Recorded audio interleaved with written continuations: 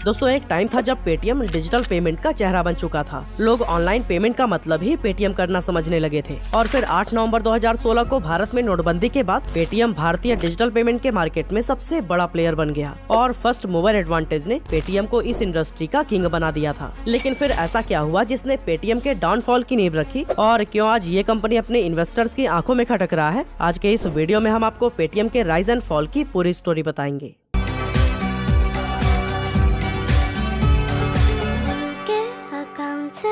Paytm करो। तो दोस्तों 22 फरवरी 2022 को साउथ दिल्ली की डीसीपी बेनीता मैरी जैकर की कार को एक तेजी से आती लैंड रोवर ने टक्कर मार दी। दिल्ली पुलिस ने उस इंसान को अरेस्ट किया, लेकिन बाद में वो बेल पर छोड़ दिए गए। वो इंसान कोई और नहीं बल्कि पेटीएम के founder and CEO Vijay Shekhar Sharma थे। यूपी के अलीगढ़ में जन्मे विजय शेखर शर्मा एक मिडिल क्लास फैमिली से थे, लेकिन उनका सपना एक ऐसी कंपनी बनाने का था जिसे पूरी दुनिया में पहचान मिले। साल 2000 में विजय ने 197 कम्युनिकेशंस नाम की एक कंपनी की शुरुआत की और इसी के अंडर ही पेटीएम भी आता है। पेटीएम यानी पे थ्रू मोबाइल को साल 2010 में लॉन्च किया गया था, जिसमें विजय शेखर शर्मा ने $2 मिलियन की इन्वेस्टमेंट की थी। अब शुरुआत में ये एक प्रीपेड मोबाइल और डीटीएच रिचार्ज प्लेटफॉर्म हुआ करता था, जिसको बाद में डेटा कार्ड, पोस्टपेड मोबाइल और लैंडलाइन बिल्स के लिए भी एक्सपेंड कर दिया गया। इसके बाद 2014 में पेटीएम वॉलेट के लॉन्च होने के बाद से भारत में डिजिटल पेमेंट का एक इजी और कन्वीनियंट मेथड आ गया, जिससे पेटीएम का यूजर बेस काफी तेजी से बढ़ने लगा। यहाँ तक कि पेटीएम की पॉपुलैरिटी को देखते हुए चाइना की अलीबाबा ग्रुप, वॉरेन बफे की कंपनी बर्कशायर हैथवे और रतन टाटा जी ने भी इसमें इन्वेस्ट किया हुआ था।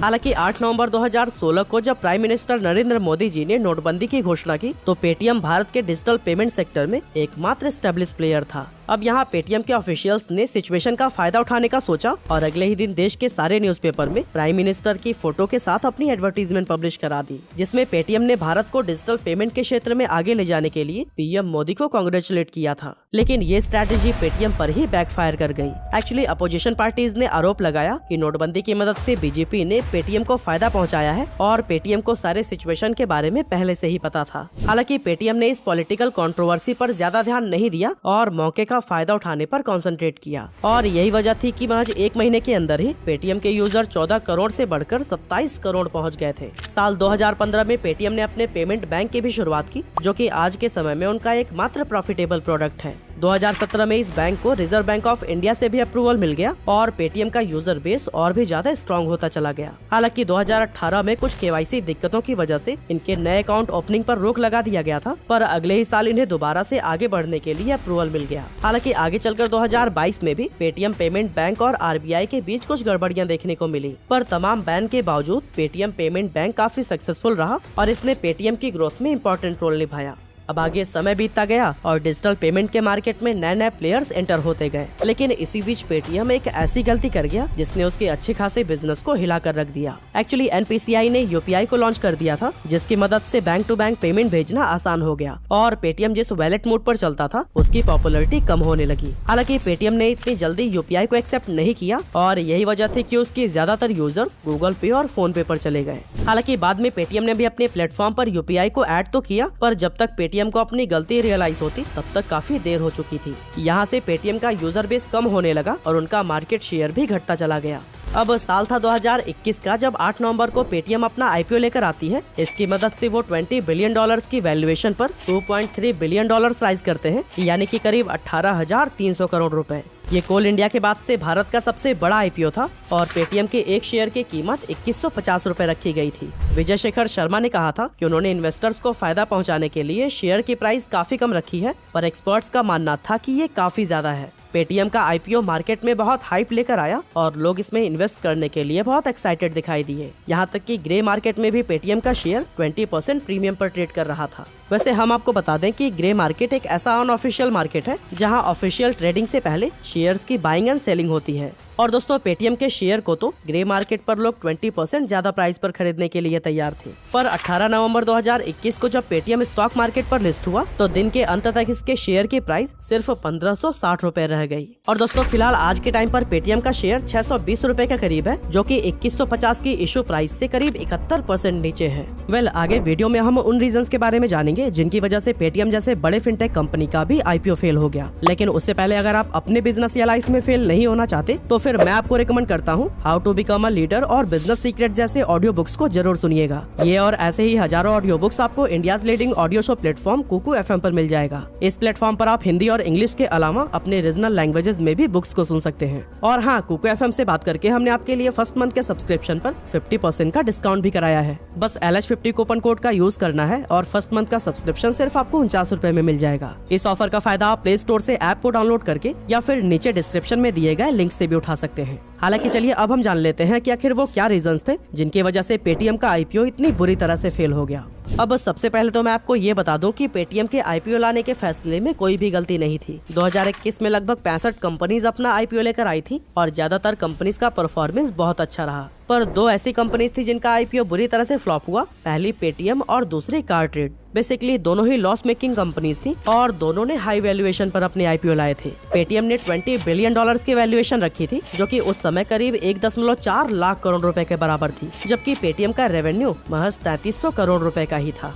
अब दोस्तों, एक कंपनी के शेयर का प्राइस और उसकी अर्निंग के रेशियो को प्राइस टू अर्निंग रेशियो या PE रेशियो कहते हैं। अब क्योंकि पेटीएम एक लॉस मेकिंग कंपनी है, इसीलिए हम इसका प्राइस टू अर्निंग रेशियो नहीं निकाल सकते और ऐसी कंडीशन में हमें इसका प्राइस टू सेल्स रेशियो निकालना होगा, जो कि पेटीएम के केस में 35 आता है। मतलब हम सिंपली समझे तो इस कंपनी को अपने इन्वेस्टर्स का प्रॉफिट कराने के लिए हर साल 400% के रिटर्न देने होंगे, जो कि लगभग इम्पॉसिबल है। अब दोस्तों, ग्लोबल स्टैंडर्ड पर देखें तो $20 बिलियन के लगभग की वैल्यूएशन वो कंपनीज मांगती हैं जिनका रेवेन्यू पेटीएम से कम 9 गुना ज्यादा होता है। लेकिन पेटीएम कम रेवेन्यू के बावजूद हाई वैल्यूएशन के लिए गई, जो कि पहले ही दिन से अपने इन्वेस्टर्स के साथ बहुत बड़ा धोखा था। हालांकि पेटीएम का वैल्यूएशन ही इसके IPO के फेलियर का एकमात्र कारण नहीं था। बेसिकली प्राइवेट कंपनीज और पब्लिक कंपनीज के लिए फंडिंग का गेम बहुत अलग अलग चलता है। प्राइवेट कंपनीज फंडिंग काफी आसानी से हासिल कर लेती हैं और अपनी वैल्यूएशन को बहुत ज्यादा बढ़ा लेती हैं, पर पब्लिक बनने के लिए उन्हें अपनी वैल्यूएशन को जस्टिफाई करना होता है। उसके लिए कंपनी के फंडामेंटल्स बहुत स्ट्रॉन्ग होने चाहिए, यानी कि उनके पास एक अच्छी टीम और एक प्रॉपर बिजनेस मॉडल होना चाहिए। लेकिन इसकी कमी पेटीएम के साथ साफ नजर आती है। इस कंपनी का ना कोई ठोस बिजनेस मॉडल है, न प्रॉफिट्स है और न ही प्रॉफिटेबल होने का कोई सॉलिड प्लान। आज के समय में पेटीएम हर एक फाइनेंशियल फील्ड में घुसना चाहती है, पर इनके पास किसी भी चीज में प्रॉपर एक्सपर्टीज नहीं है। पेटीएम ने अपने प्लेटफॉर्म को तो ऑल इन वन ऐप बना दिया है, जहां पर आप मोबाइल रिचार्ज से लेकर bill payment, UPI transfer, policy खरीदना, इन्वेस्टमेंट करना, गेम खेलना, मूवीज, बस और इवेंट की टिकट्स बुक करने जैसा कोई भी काम कर सकते हैं। और दोस्तों, यही वजह है कि पेटीएम का इंटरफेस इतना कंफ्यूजिंग हो चुका है कि यूजर्स इसके प्लेटफॉर्म पर आना पसंद ही नहीं करते। पेटीएम तो कई सारे बिजनेसेस में घुस चुका है, लेकिन इसके सिर्फ 2 बिजनेसेस ही सक्सेसफुल हैं, पेटीएम पेमेंट बैंक और पेटीएम फास्टैग। अपने पेमेंट बैंक में पेटीएम ने लगातार RBI के रूल्स एंड रेगुलेशंस को ताक पर रखा है, जिसके कारण उन्हें काफी सारे प्रॉब्लम्स का भी सामना करना पड़ा है। पर प्रेजेंट सिचुएशन की बात करें तो पेटीएम पेमेंट बैंक इस कंपनी को लगातार प्रॉफिट कमा कर दे रहा है। इसके अलावा पेटीएम फास्टैग, जो पेटीएम बैंक के ही अंडर आता है, वो भारत के फास्टैग मार्केट में 28.2% का शेयर रखता है। हालांकि इन दोनों के बाद पेटीएम के पास ऐसा कोई भी बिजनेस नहीं है जो कि उनके लिए प्रॉफिट्स लेकर आ रहा हो। इसीलिए यहाँ सवाल उठता है कि आखिर पेटीएम बनाना क्या चाहता है। अब इस सवाल पर पेटीएम के फाउंडर विजय शेखर शर्मा कहते हैं कि उनका लक्ष्य एक ऐसे बिजनेस मॉडल को बनाने का है जिसमें वो एक बिजनेस से कस्टमर को एक्वायर करे और उसे अपने दूसरे बिजनेस की ओर ले जाकर उनसे भी पैसे कमाए। एग्जाम्पल के लिए, अगर कोई कस्टमर पेटीएम का इस्तेमाल करता है तो फिर उसे Paytm payment bank, Paytm FASTag और पेटीएम फर्स्ट गेम जैसी दूसरी सर्विस पर भी ले जाने की कोशिश की जाती है। लेकिन विजय शेखर शर्मा का ये मास्टर प्लान इन्वेस्टर्स की समझ से बाहर है और इसीलिए वो उन्हें सीरियसली लेने को तैयार नहीं है। अब बिजनेस के मामले में तो पेटीएम फेल हो ही रहा है, पर अब तो इसकी किस्मत भी इससे मुंह मोड़ती नजर आ रही है। एक्चुअली पेटीएम के पास दूसरे फिनटेक स्टार्टअप के कंपैरिजन में एक ही एडवांटेज था और वो था उनका वास्ट यूजर डेटा, जिससे वो मार्केट में लीड ले सकते थे। पर 2021 में RBI के अकाउंट एग्रीगेटर नेटवर्क इनिशिएटिव ने पेटीएम से ये भी छीन लिया। इस इनिशिएटिव के तहत भारत के सारे फिनटेक स्टार्टअप्स एक दूसरे के यूजर डेटा को इस्तेमाल कर सकते हैं। मतलब कि अगर पेटीएम को पता है कि उनका कस्टमर इन्वेस्टमेंट करने में इंटरेस्टेड है, तो फिर उनका ये डेटा फोन पे, गूगल पे और दूसरे फिनटेक एप्स के पास भी होगा। और दोस्तों, इसी के कारण पेटीएम के हाथ से रेवेन्यू जनरेट करने का एक और तरीका छिन चुका है। मगर फिर भी आप अगर नोटिस करेंगे तो पेटीएम लगातार एक्सपेंड कर रहा है और नए नए बिजनेसेस में हाथ आजमाता जा रहा है। ऐसा इसलिए क्योंकि ऐसी कंपनीज का मेन फोकस प्रॉफिट कमाने पर नहीं, बल्कि कस्टमर का बिहेवियर चेंज करने करने पर होता है। पेटीएम आपको अपने प्लेटफॉर्म के थ्रू पेमेंट करने पर रिवॉर्ड और कैशबैक इसलिए देता है जिससे आपको उनके प्लेटफॉर्म की आदत लग जाए और आप इनके इकोसिस्टम में ही फंस कर रह जाओ। हालांकि फिलहाल तक तो पेटीएम अपने बिजनेस मॉडल को सक्सेस तक पहुंचाने में नाकाम रहा है, लेकिन आखिर में सवाल उठता है कि पेटीएम को आखिर ऐसा क्या करना चाहिए जिससे कि वो अपने लॉसेस को कम कर सके।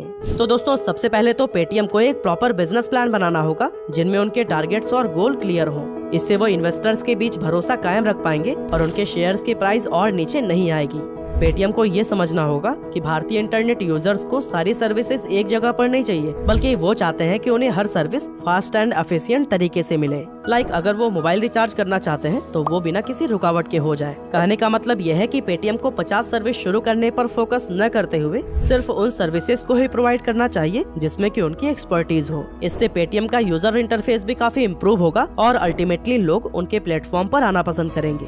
होपफुली आने वाले समय में पेटीएम प्रॉफिटेबल बनेगा और अपने इन्वेस्टर्स को हुए लॉस को प्रॉफिट में बदलेगा। वैसे पेटीएम को वापस